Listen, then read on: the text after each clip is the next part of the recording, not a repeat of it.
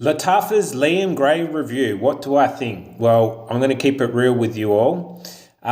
Look, this fragrance is different in a good way. In a good way. First impressions, wow, it's different. I sprayed on my arm in the air, let it dry down, and my initial thought was, geez, there's a lot of fig, a lot of black tea, a lot of cardamom. They are the prominent notes in this fragrance.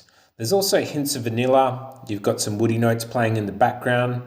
There's also a slight powdery vibe, a little bit similar to the one found in Jean-Paul Gaultier's Le Mail. However, it's barely noticeable in the Liam Gray, which for me is a big plus. I don't mind fragrances with powdery vibes, just not too heavy on the powdery stuff though.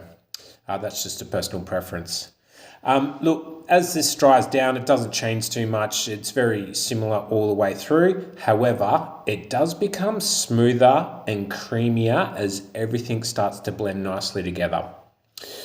Look, for performance, projection and sillage, I would say are slightly above moderate. In your initial first few hours, people will be able to smell you as they walk into the room.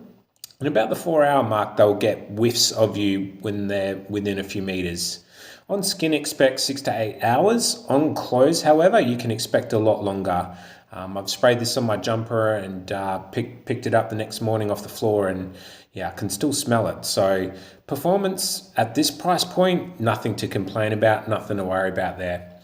Lastly, in terms of compliments, my wife walked into the room after I recently sprayed this, and she said this is actually her second favorite fragrance in my collection after Tom Ford's Oud Wood. So I own a lot of fragrances. I've got a lot of samples as well. So, for her to say that, a lot of Frederic Malle. So there's some pretty tough competition in my collection. And for her to say that this $40 fragrance from the Middle East is her second favorite, that says a lot. She is a lover of fig though, and black tea, cardamom, sort of chai latte type of stuff as well. So again, could be a personal preference for her.